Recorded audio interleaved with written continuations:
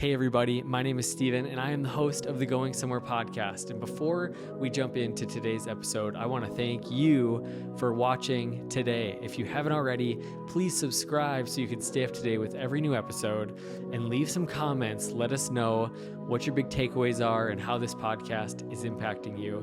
Without further ado, I'm going to turn it over to our wonderful host, Steven.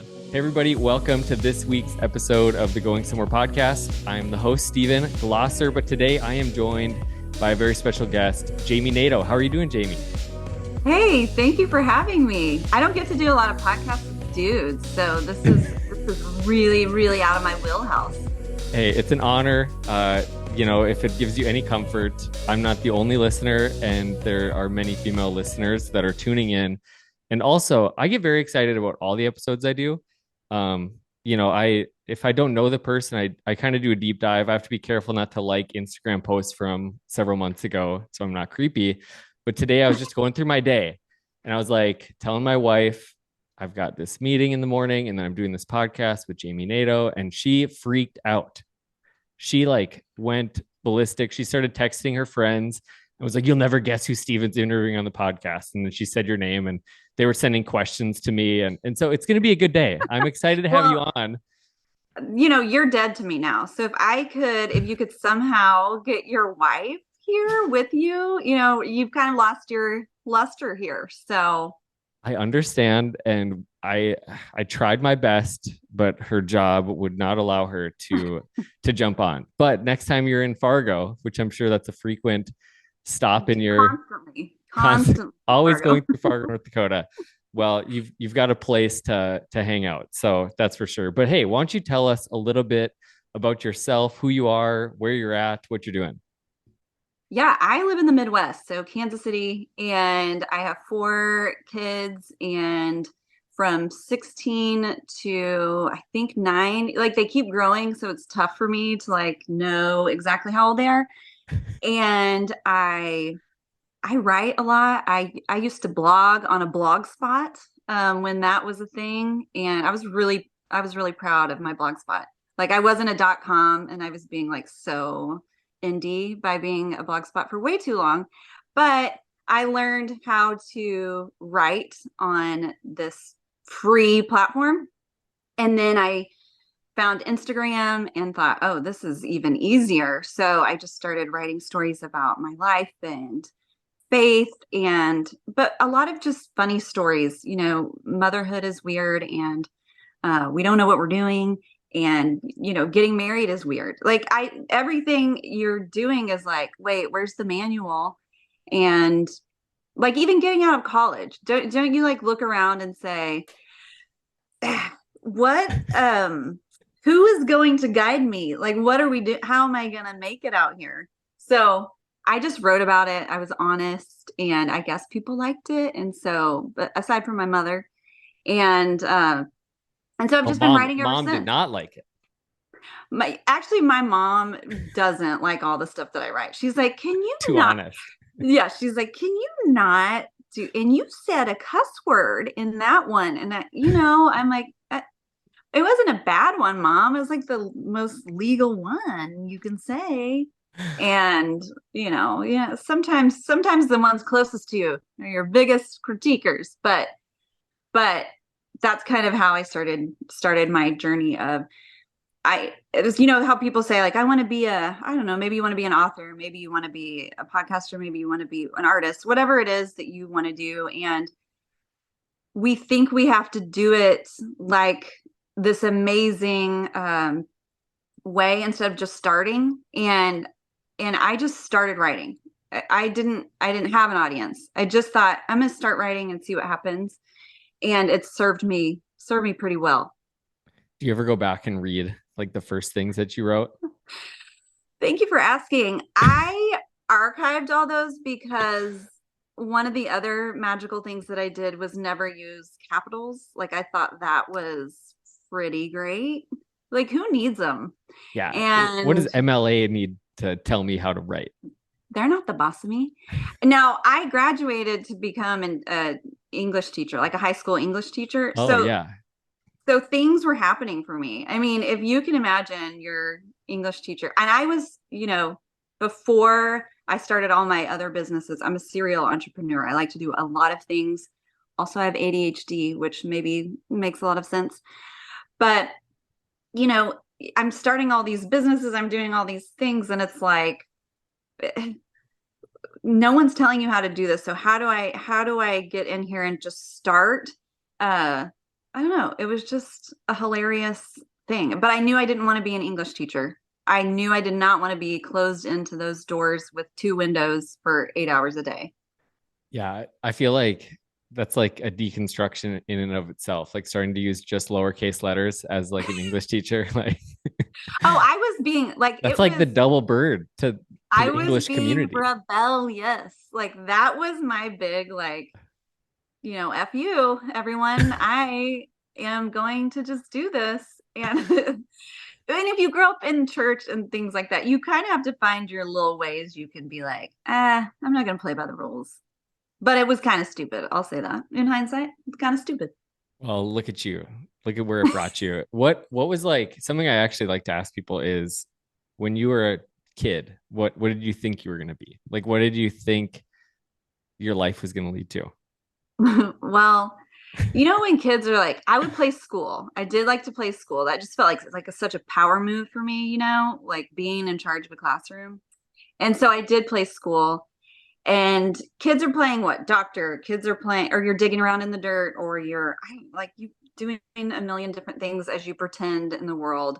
I was pulling a wagon around my neighborhood selling rocks back to my neighbors, curated, and they were elderly, and I think some of them had Alzheimer's because they kept buying them, and you could call it shady, but that was what I was doing. I was selling things. I grew up really poor, and you don't ask your parents for money. Like that concept of asking parents for money was so bizarre to me that if you wanted something and I wanted New Kids on the Block trading cards, which that's aging me, and your audience will say, "Who is that?" And Well, I would I say, could tell a story about the lead up to our conversation that would age you as well. The yeah, amount of truly. time it took us to get your orientation on your phone correct. Yeah. We had to unlock that screen, and it was tough, but I asked you if you would also change the tennis balls on my walker later, and you were so kind. You were so I kind. if I were in the movie Up, I would get my helping the elderly badge. So I am so happy right now. I am elderly. I'm gonna punch you later for that comment, but yeah, it was just like I was selling stuff, and it's one of those things that helped me actually, because I sell stuff now, and I thought, why in the world do I love selling things? I feel really bad for wanting to take people's money for this incredible product and providing for my family, which is LOL. And I don't know, it's like being a woman inside of a church system that really values you staying at home and having these babies and being a really good wife, and that is the pinnacle.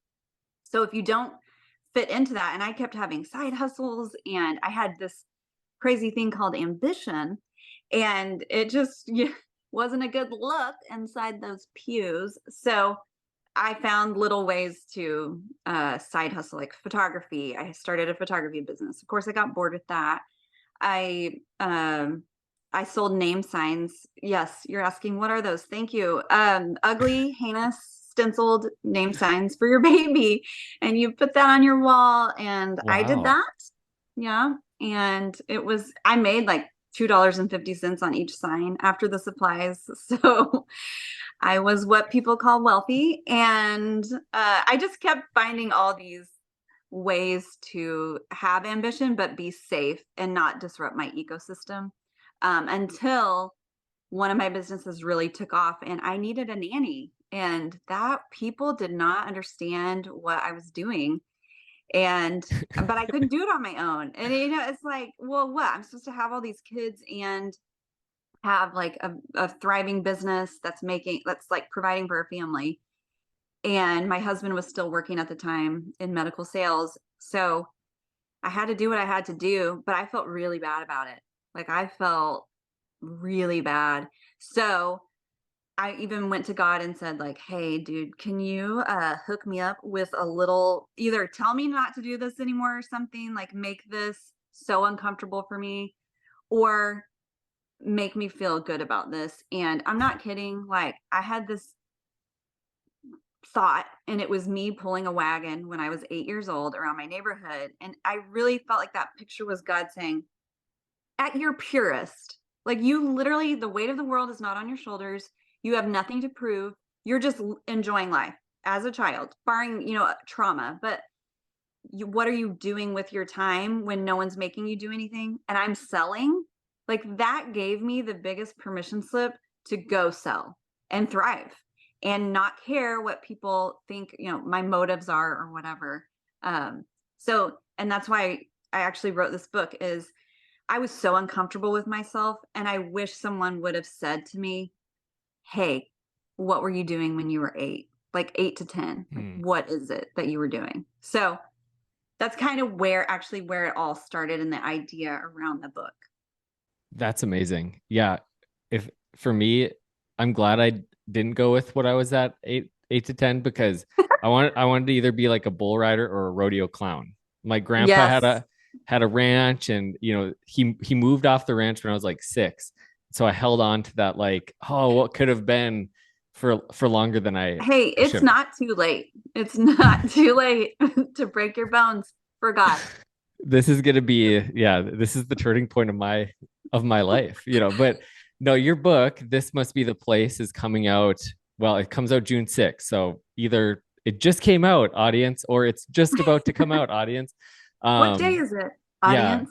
but once you talk about, I love the subtitle, Following the Breadcrumbs of Your Past to Discover Your Purpose Today. What kind of led you to writing that book, and kind of the story behind the title and just how it all came to be? Yeah, I had to do an event for these leaders that I was helping. And so, like, 200 of these women flew into town, and they are coming to hear me speak. Like, how do I be successful in the marketplace? And they all sold a product too. And so I thought, you know what? This business is really hard, and being an entrepreneur is not for everyone, even if you think it is. Like, I think we all have different personalities, or you see someone who is successful and you say, like, I want that too. And then you start doing it and you're like, I am actually bad at this.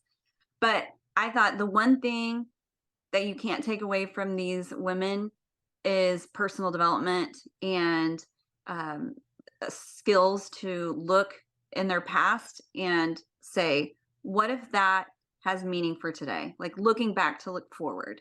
What if nothing is a coincidence? What if my unique empathies are shaped by something in my past? And when you pair that unique empathy up with a skill, man, you're going to find something really powerful there. And so I thought, that is what I'm going to teach on. And so, because I'm lazy and didn't want to do the work, I scoured the internet. Like, this is before Chat GPT, guys. I had to go on the Google and say, what are good questions to ask people to help them examine their life? And I just couldn't get good questions. There were questions, but they were stupid. And I'm like, that is too general. And so I had to actually sit and do the work and come up with questions that I thought would be really meaningful for them to examine their life. And on this premise, because you're like, why would you just spend your time on personal development if you want them to be successful in the marketplace? Because I think if you know that stuff about yourself and you have done the work and you have developed, you have become empowered, which is really lacking for females. Actually, we don't have tracks for leadership. Like, in traditional spaces, we don't have these tracks that men do. We have ceilings. We have just, these ecosystems we're trying to exist in. And so I thought, I've got to help these people, these women, if they can be their truest self. Like, if we can take away all the false self, all the weird stuff that we carry in our backpacks that are like heavy, if we can get rid of all that, I think that their businesses would thrive, because you're being your truest form of yourself. You are being authentic. You're keeping integrity with yourself. You are using your gifts and your talents. You're confident in them, and you're doing it. Like, how is so important. Remember when everyone was like, find your why, which is so important. I'm like, find your how. How you do that why is, I think, just as important. So that was my main premise is I think they'll be Wow. more successful. I think anyone will be more successful in any endeavor if they are their truest self. That's so good. I feel like, yeah, everybody's on a quest for meaning and purpose. Our audience today, whether they're in college, out of college, just kind of floating in that 10 years afterwards that I'm coming out of, like we're looking for meaning Yeah. and purpose. And in your experience and people you've interacted with, where do people go wrong in their kind of quest for meaning and purpose? Oh man, that's a really good question. Um, I think what happens is we, first of all, consume so much information about everybody else's lives. So, and especially your like this age group after college, kind of getting that 30s, 20s, and 30s. Uh, you guys have so much information coming at you so fast. Like even the news cycle is it's not even a 12-hour news cycle. Like things that you talked about at 9 aren't talked about at 5 sometimes. Like Right. it's moving so fast. So what we do is we are amazing at consuming information about other people's lives. What we're not good at is taking the time to examine our own lives and examine what's happening inside of us and do the real work. I mean, that is hard work, right? Like, oh, I should probably face my demons at some point. I should probably like wonder why I haven't healed from that trauma or whatever. But I think doing that work, God, if I could go back to my 20s and 30s and do the work, Right. things things would have been different for me and different for a lot of people. So I think it's that constant consuming and then getting sucked into other people's lives and for no good reason. It's like, why do I need to know what my high school buddy is doing now? Unless you really love them. But it's like, you get lost there. I think you get lost in that person is really successful doing it that way. And so I am going to mimic that. And so you get lost because you actually it's good that you see something that you want. Okay, that's fine. See something that you want and say like, okay, but how you do that is the way you get lost. If I'm going to do this how she did this over here and it was successful for her and we have two totally different personalities, oh, we are going to be miserable. That's where you find burnout. That's where you find um, misery. That's where you find uh, like not being able to find joy in mundane because you're totally operating in it's not you. So Right. what you want to do is find a way like how can I thrive in this? And the magical thing is this world is incredibly unique and it needs your uniqueness. We literally need everyone to show up as themselves. So when you don't have that piece, you find really broken things. You find really broken people with ambition and it can just be dangerous. Like I think and it can be hard to watch. And sad sometimes because you think, you went all in on that and it was just not you, Right. it's hard. Yeah. And I think going back, I think is scary for some people, going back to the past. And I think Oh for yeah, some, they've sat in their past. I think there's a difference totally. between going into your past and then just sitting there and, you know, I've Yes. toddlers, so they can throw some good tantrums and fits, Yep. but versus going back to go forward, like you said, and maybe there's a better way to word this question, but maybe not. But what have been some of the tasty crumbs that you have come back on in your life that have led you to where you're at today? My morsels, my Yeah. tasty manna from the Lord. Um, you know, like you were saying, it can be scary to go back, but I would say when you go back with the intention of like a 6-year-old of like, I'm going to dig around in the dirt and see if we can find treasure. Like if you go with that heart and that intent, okay, that changes the game as opposed to I'm going to go back and really think about all the ways I was wronged. That's a totally different way to look back. So my encouragement is like, hey, let's go dig around. And I promise you, if you look, you're going to find some treasure. And that's where I'm going to be your little Sherpa, your little manna Sherpa, and saying, hey, here's the flashlight. That is a tasty morsel. Like that is a breadcrumb. And it's totally on purpose. So I go back and look at my life and think, I grew up next door to a severely disabled child. And she lived in a wheelchair. Her name was Hannah. And uh,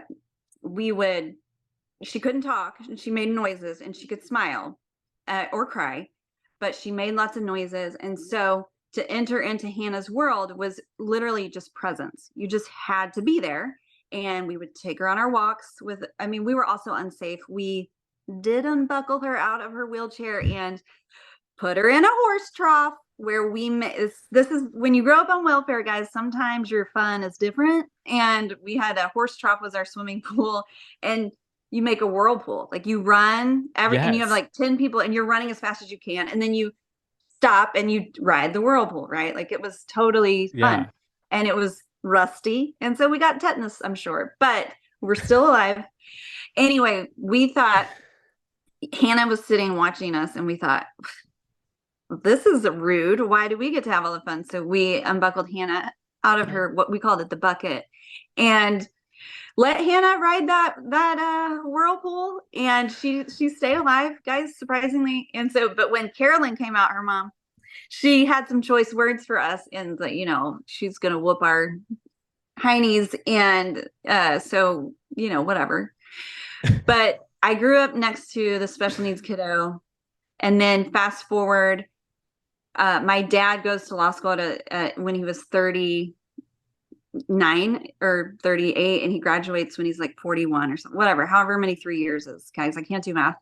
And his best friend in law school was a blind man who couldn't hardly hear. And they sat in the front row and my dad would help him. He was a genius, but he's rocking back and forth. He has no volume control. He's talking about like farts in the front of like he's farting and being like, that smells, man. And my dad's like, yeah, oh, hey, we can all hear you, Clay. Well, and Clay would come over and he's just like this Rain Man kind of uses.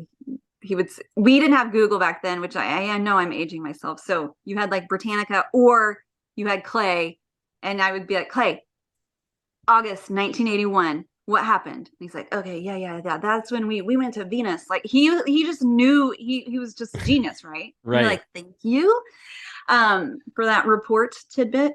So I just grew up around a lot of differently abled people. And why that matters is now I have my own kids. I have 4, and our second oldest is differently abled.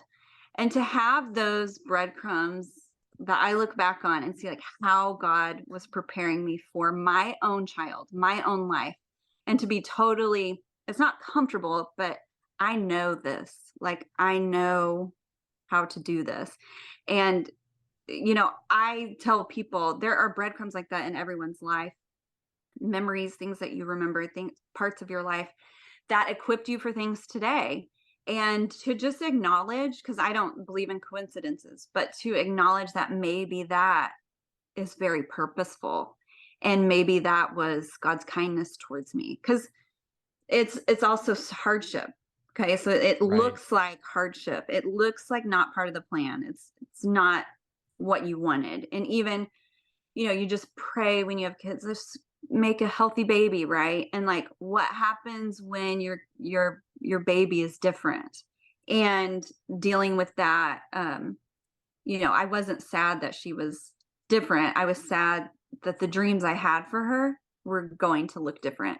And but I grieved that part, and now I just get to enjoy my child, who is like hysterical, so fun, like the most joyful person you will know. And she teaches me a lot about God. And so I don't have to fix her. Like I just get to enjoy her. So that's like one. And I have, I don't know how many chapters. I should know that. 12 chapters, 13 to 17 to 18. We don't know. But all those chapters are saying like, here are my breadcrumbs. And then at the end, I challenge you and say like, hey, when is a time where, or, can you find this? So that if you really do answer those questions and write them down, not only will you have a little bit of a memoir or like a working memoir, which I think is very important for women to take up space with their stories, but you also have that deep self, that contemplative work that is going to equip you for your next adventure. Absolutely. That reflection, I think, is something that you can never take lightly, of just stopping to even just kind of see where we've come from. And Yeah. was that always something that came naturally to you? Because I think there's people that are just kind of inclined of like, I want to look back and just kind of see what's been happening. And it's something I have to be really intentional about. It's something I started Yeah. a long time ago, of whether it's just a practice of journaling. And, Yeah. I've got a tub in my garage of journals, and because it's just how I've always processed writing. Yeah. And I started a blog spot too, so when you said that, it just hit home. I was in college, and it was like my way and of hoping really nobody would read it at that point, but it was how I kind of processed and did that same work. And so I know it's in your book, and I want people to read your book, but what are maybe a couple of the questions that are the best kind of jump starters for like, how do we even go about this?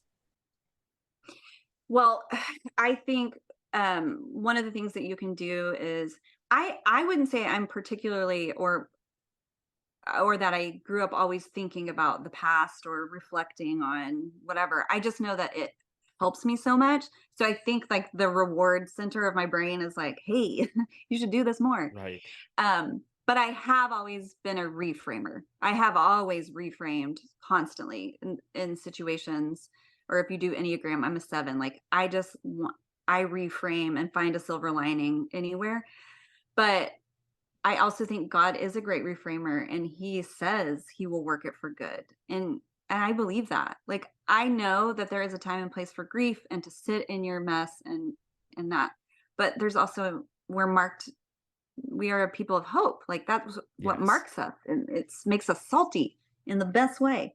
And and so I like to reframe pretty consistently. I will, and if it's annoying, like my husband will be like, "Yeah, can we just actually acknowledge that this is tough right now?" And I'm like, "Sad Sally." Okay. But yeah, the questions are, okay, say for instance, you say, "I don't you aren't thinking about the suffering that I've had in my life. And I don't want to go back and look at the suffering and examine that." And to that I would say, I have had profound suffering in my life, but like there was infidelity and my husband cheated on me, and this was like very new in marriage, and my world is falling apart because I followed the formula of like, be a good Christian and things will work out. And I was doing things for the Lord, guys. I was his helper. And then you get this, and you didn't ask for it and you didn't do anything to receive this terrible thing that happened to you. And what helped me so much in that space was one, and I wish someone would have said this to me, so I say it a lot, like, it cannot rain forever. It literally cannot rain forever. So this is not the end. Like this, we are going to turn a corner. I don't know when. It cannot rain forever. And the other thing was examining that, especially, you're healing during that time. So you're living through it. But even as, that was 13 years ago, even now, and even especially like, 5 years afterwards, going back and saying, okay, and what is the treasure here? Like, what did I get out of this? Man, I got God's nearness. I got the gospel down into my bones to where I was going to be good without my husband. I really was like, I am going to be fine. God is going to take care of me. Like that confidence. And no one can take that away from you. Like it was so rich. It was such a rich time. My family showed up for me. My friends were like cleaning my house and letting people help you. I learned how to let people help me. And another little morsel is anyone who is suffering, especially in relationally. Oh, I have your number. Like my little spidey ears or whatever they are. Does Spider-Man have ears? I don't think so, but they are up. Like can call your bluff and I'll be like, you know what? I know it's not your allergies, and I'm bringing you enchiladas tonight, and you can't say no because I made double accidentally, and it will be there at 5. So I guess you can let it rot on your porch. And just things like Right. that's a really unique compassion for me. Like, but that you pair writing with my unique compassion, and what do you think my ministry is, or what do you think I built my platform on? I When I wrote about that, which is my stop sign, like I thought this is going to end me. When I wrote about that, that catapulted me into a totally different place in my life, as far as opportunity, as far as, getting to write Right. for Hallmark, or like it catapulted me. So what was supposed to be my stop sign was my catapult. And I say that because not every stop sign is your catapult, but sometimes it is.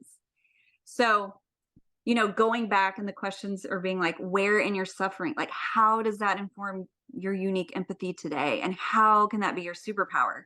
Like, how do you pair that empathy with the skill that you have? And for you, it's podcasting, or for some people, it's video. For some people, I don't know, but how do you pair that?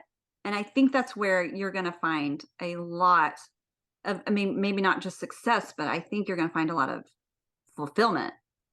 Right.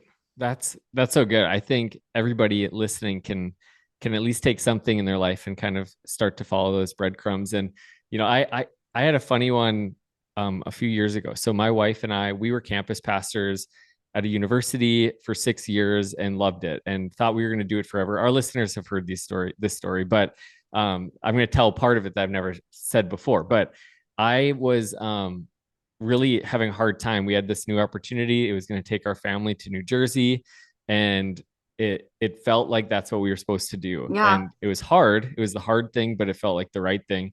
But we were just kind of holding on to like, but this is where we've been. This is what our community is. This is what we've loved. And it was kind of in that time where I kind of started to realize that like my identity had kind of gotten wrapped up into the ministry we were a part of.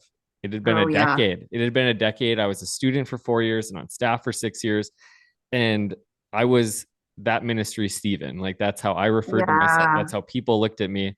And that was kind of I remember we were at this like prayer event at our church, and I just kind of went, I had this like special place for these prayer nights that I would sometimes sleep, or pray, but usually sleep. And it was up in like the old choir loft of our church that's not used. It's all covered with things.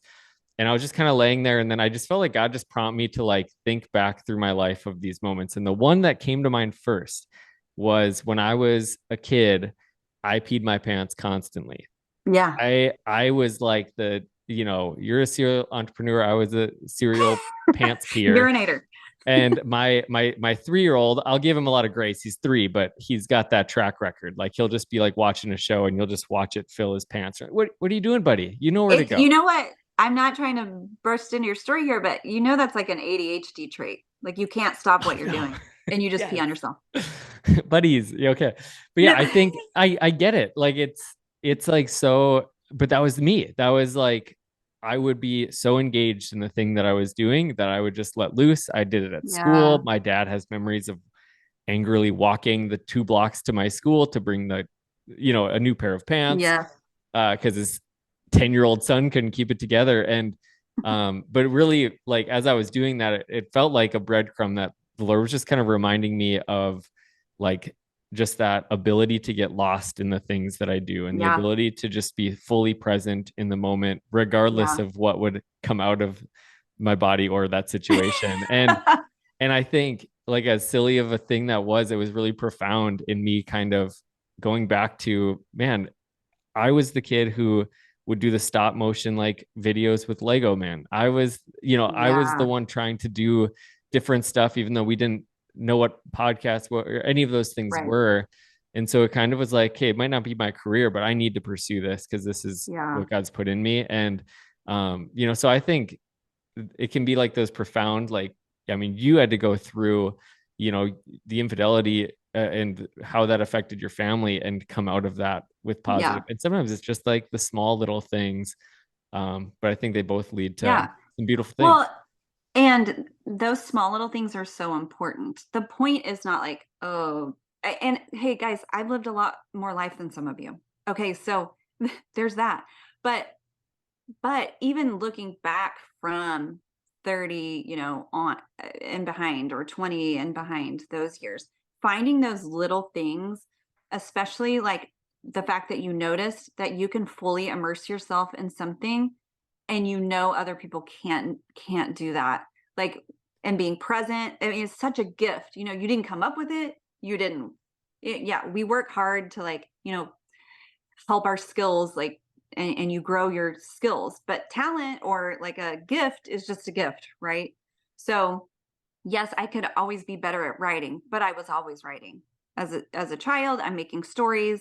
I produced several incredible films, with my siblings. Yes. I was directing. It was pretty beautiful. But just thinking about those things that you were able to do, those gifts, those are all breadcrumbs. Even like growing up poor, that is a breadcrumb. I am very resourceful because of that. Do we need to make money? I'll turn $5 into 400 today. Like, I will go to the thrift store and flip something right now. And it brings me so much joy, but that's not everybody's jam, so Right. finding your little things. And at the end of the book, I say, because everyone tries to be so put together, and I'm glad that you have all those journals, because if you're writing that much, like, you are just writing it, like, you're brain dumping. Right. And I encourage people to brain dump, like, literally whatever comes to your mind, you brain dump it. And there's so much permission. No one's going to read this. Like, no one's reading this. Okay. We are not getting a Pulitzer for this magical brain dump. Okay. So, but that's not the point of it, right? We just take ourselves so seriously. Like, what if someone finds us at my funeral? Well, you're dead. And who cares? Yeah, we're done. But brain dumping is really, really powerful. For sure. I think I used to have that fear of like, well, what if somebody would read this? So I would kind of like code it, and then when I stopped doing that, like it felt one scary, but also like freeing too, of like actually being honest about the thoughts in my mind, or being honest about whatever the situation was. Yeah. Just the outlook of the situation, or what I felt like right now, this is where it's going to lead. Cause I'm sure if you think through your own journey, like there's probably moments where you didn't think that the marriage was going to last. And Oh, there's, no. Yeah. and like plenty of those moments. And Hmm. I think along the way, when we just kind of suppress that and try to put on that brave face, it usually slaps us in the face. And Yeah. Well, and I do talk about a lot of looking back, but I also talk about, like, where are you right now? Like, what are we doing right now? And I also say, like, what are your daydreams? Like, what are you dreaming about? And people are so afraid to talk about what they're dreaming about, because what if it doesn't happen? And I want to encourage people that the act of dreaming is just an act of hope, and it doesn't even have to come to fruit. Like, nothing, there's no rule in the daydream, like, first book of opinions 316, that says, if you dream it, you better have a plan and you better make it work. Like, there are some dreams that don't let you go, and I would highly encourage you to listen to those. But, some dreams come and go, and just the act of daydreaming is really, really important and good. And when you brain dump those down, I think it's just kind of miraculous that your brain has gone that far. You've thought about it, and you give yourself the freedom to say, like, it may never happen, but I wrote it down. I sort of want that. I sort of hope for it. And that's totally dangerous. But especially if you're a 7 Enneagram, because all of a sudden you're like, we bought a coffee shop and whoopsies. So, I'm the person that is that, like, video where you like you're pulling a llama, and you're like, it was at a garage sale. And so I've decided we have a llama farm. But it's more dangerous in that if people really, really lived like that, just with the ability to dream, the ability to hope, the ability to reframe, the ability to say, I don't think this is a coincidence, and I'm going to believe that this is all on purpose. Living that way is not only more fun, but it's very attractive. It's a very attractive way to live. And so I think by being that kind of attractive person, as far as living intentionally and on purpose, your business grows. I mean, it just it's like it just Right. goes. Like you're like, I want to do with them whatever they're doing. I want to buy. They are so like annoyingly enthusiastic about this. I'm in. So I think, yeah, it has like it has tendrils, like this kind of hope and this kind of living. It makes you a better teacher. It makes you a better podcaster. It just does, because people want to be around you. They want to be near you. And not only is that good for your faith, not only is that good for your business, I hope people watch me and say, what is her God like? Like what is Wow. she Yeah. on? What must her The God be good like? stuff. Yeah. No, that's so good and so helpful. I wanted to ask a couple questions, maybe kind of more random, but I asked my wife, okay, so when I was talking to her today and, she just kind of freaked out and she doesn't do that very often. Like, um, she's just kind of cool and calm. She's the type of person that will make anybody feel at ease and at home. And usually Yeah. just like, a stranger will toot in front of her and not think twice. And so when it comes to like Good. I have people, some gut health issues. yeah, okay, you could do it in front of her. It's totally fine. I can't, but you can. She gets mad at No. me and she'd be cool Well, with you.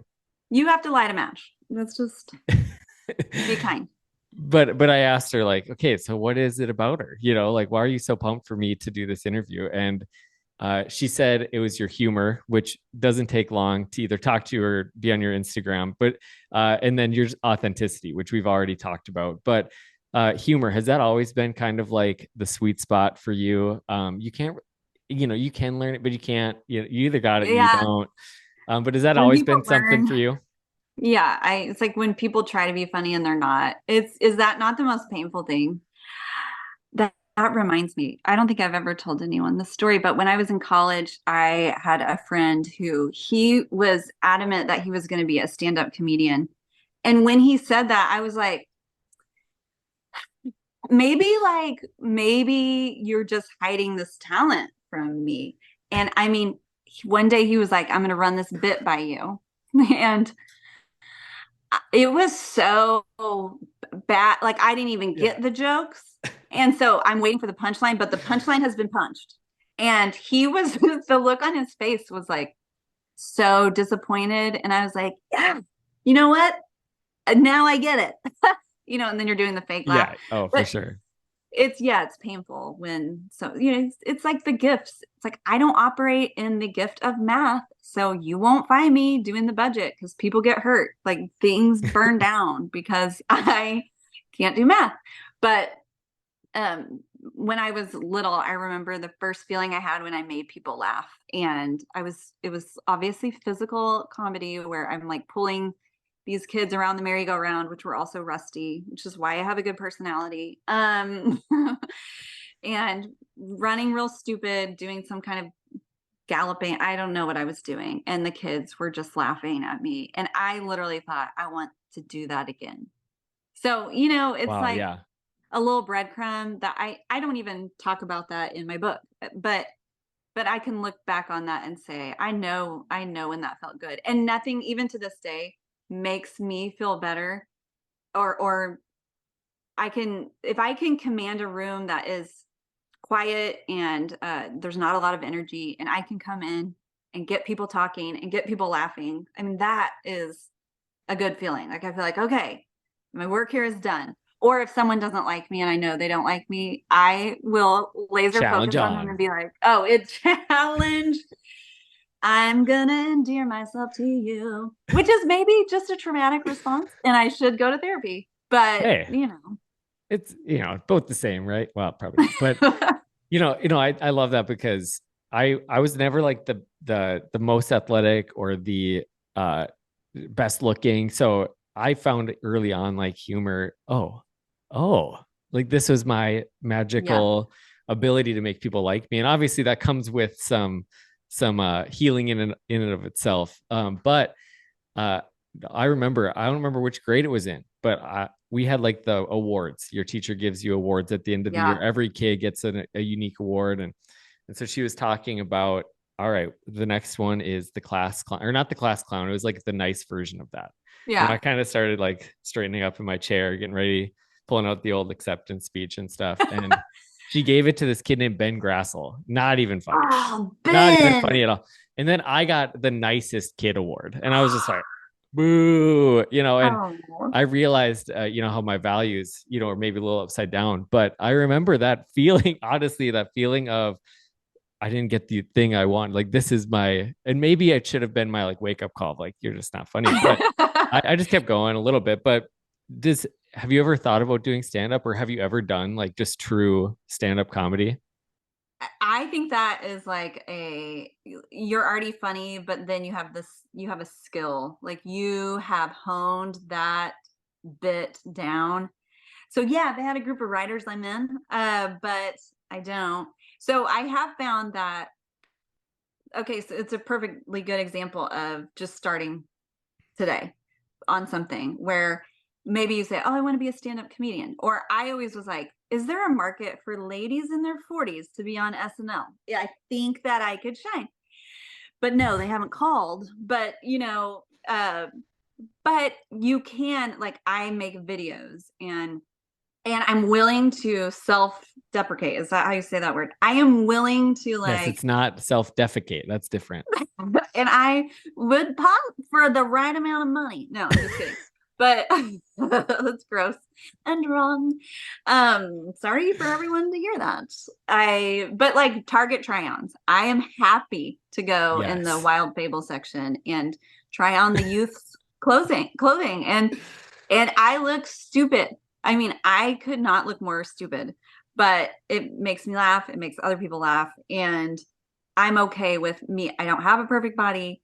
I am not 18, but man, I already did this trend, and now look at me shine. It's after 4 kids. Things are lower. Things are softer. It's not a good look. But so I think it's free. Like I think a lot of people aren't taking what is free, what's right in front of them. This platform that you have on Instagram or TikTok or whatever avenue you want, it's free, you guys. And and people are having these big dreams, but they're doing nothing about it today. Like they are not doing Yeah. anything because they're so afraid of what people are going to think of them. And I guess I would just encourage you to do one thing a day that like is you, and put that on your free platform. And don't worry. It's easy enough to say don't worry about likes, but truly don't worry about that and start producing content. I would say too, like as far as social media, not that this is like a strategy podcast at all, but so like a month or two ago, I was like, I do most of my work in stories. Okay. I do a lot of work in stories. And I think it's so powerful. It's a lot of work, but that's where I do my work. So, and I would post all my Target things to there. Well, 2 months ago, I was like, why am I not putting this on Reels? And the reason I wasn't putting on Reels because it's permanent. People can see it, and I'm afraid I might fail. And once I acknowledged that, I was like, that is a terrible way to live. And so Wow. I Yeah. posted it to Reels. And then I started, once I figured out I had ADHD, I thought, oh, I can probably help other people if I make ADHD funny. And they are like, that's coincidental. I do that too. And then after the 30th coincidence, you're like, I might need to go get checked out on this. But I started just doing that on Reels, and I am throwing spaghetti at the wall. Okay. Like there is no rhyme or reason. I do my videos and I write my content and I do it in 2 minutes. I'm not going to like overthink this. Yes. And so with that said, my following grew by 40,000 followers just in like a month or two by being my authentic self. It's stupid, but that's who I am. Like it's funny. It's dumb, but it might help you. Okay. And you will laugh. And even if you don't like Target right now, LOL, that's the whole thing. Even if you don't, you can still laugh. And I don't want to hear about it. And I know you don't either. So let's keep those comments clean, guys. Yeah, there's no such thing as bad comments on the internet, right? Like you only Oh my get gosh. positive reinforcement. You literally only get in people's algorithms, which makes me so happy because the trolls are like, I'm going to teach you a lesson with this clever comment. And I'm like, thank you. Thank you, Kathy. I appreciate that. Um, but, just to encourage people, I wasn't after getting followers, but I was after finding my truest self and just letting it happen and being fast and being quick.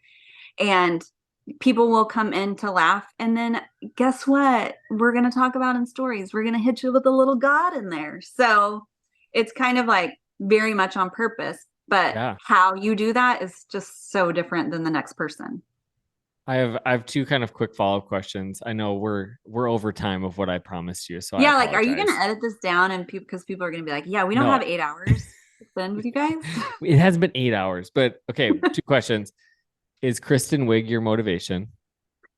She copies me. Okay, And she copies you. Okay. I've been meaning to tell her, Kristen, you're going too far with it.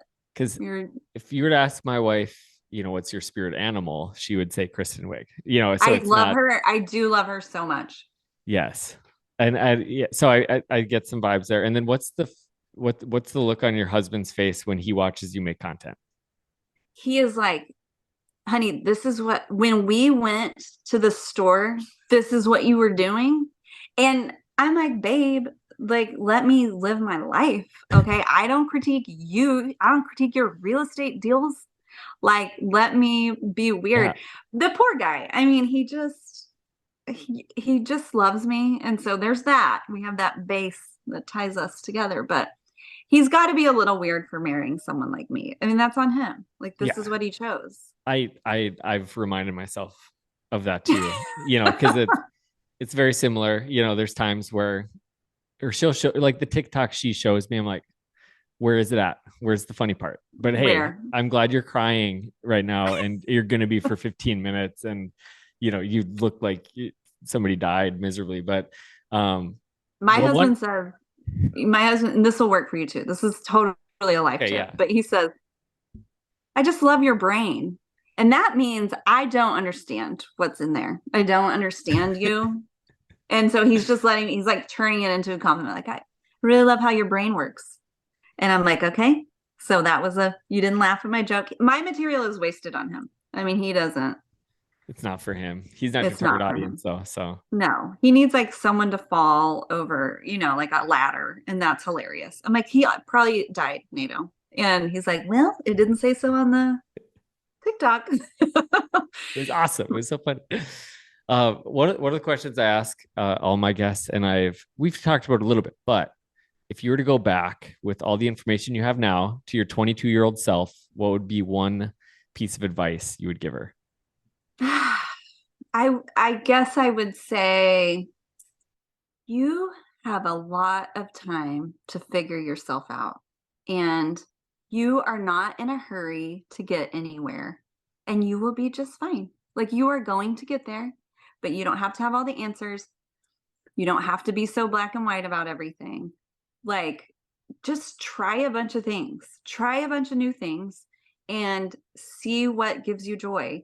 I think I just thought, oh, I have to have it all together, and I better look like I have it all together. And it just really restricted me from, you know, your 20s and 30s are a quite magical time, guys. Like, you can take a lot of risks in your 20s and 30s that once you have a family, once whatever, it gets much more difficult. You have a lot more at stake. But in your 20s and 30s, man, you have so much ability to take risks and really, like, I know I say throw spaghetti at the wall, but literally, like, see what sticks. Awesome. Hey, thanks so much. This has been a lot of fun. I know my wife is going to like me more now that I talked to you. So this is great. But your book is came out, we'll figure that Yeah. out. But Yeah. where can we get your book, and where can people find you just to enjoy all the magic of your ADHD hotline Oh yeah. characters and I misheard lyrics is Misheard something that lyrics. Taylor's friends were like, you need to ask her about the misheard lyrics. And you know Mariah Carey's song. We just have to say it's Mariah Carey's song. What's that song? I'm the worst at songs. Okay, but listen, she doesn't say this, but this is my favorite misheard lyric. Oh no, it's so deep in my daydreams or something like that. Okay. And a girl for her whole life has been singing so deep in my tasties, and I so deep in my tasties. You might have to put an explicit on this, but that ministered to me. Like now I sing it that way. So it's changed my life. Yes. And now that's what I sing when that song comes on. I'm that way too. Misheard lyrics. I will sing song. I'm just terrible at songs. So then I'll try to like sing it, and Taylor's like, what? It isn't even close to what it is. Like that's so not a sexual song at all. No. And the confidence in which you guys sing it is also ministers. But yes, you can find all that. I do most of the Lord's work over on Instagram, Jami Nato. And you can go to jaminato.com if you want to, like, I don't know, do a deep dive in old posts if you're into that. But mostly I do Instagram. And you can buy my book wherever books are sold. So there's that. Awesome. Hey, thanks again. Make sure everybody you check out everything Jami's doing, like the oldest post so that she knows that this was from us. Like go back like the one from a year ago, just so she knows we're here. But no, thanks so much, Jami. Hopefully we'll connect again down the road. My wife will have her dream made of being in on the conversation too. When I come to Fargo next, which we don't know when the Lord will that, but you're on my list. That's kind of a cop-out answer because it isn't on people's list. So, or if you're in Kansas City. Okay, there we go. Awesome. Well, have a great day, and everybody, thanks for listening. We'll see you again next time. It's me again. You made it to the end of an episode. Why not start another one? There's more just like it on the Going Somewhere podcast YouTube channel. Click one of the videos that you see right now to get all the latest, and there's a button in the middle. Click it to subscribe. We'll see you next time. Stay up to date on everything Going Somewhere podcast. We love you.